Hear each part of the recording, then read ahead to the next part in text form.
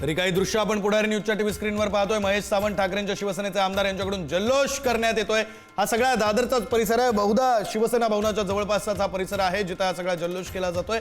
खरं तर समाधान सरवणकर यांचा पराभव झाला। सदा सरवणकरांचे पुत्र माजी आमदार सदा सरवणकरांचे पुत्र समाधान सरवणकर यांचा पराभव ठाकरेंच्या शिवसेनेच्या उमेदवाराने केला आणि त्यामुळे हा जल्लोष केला जातोय।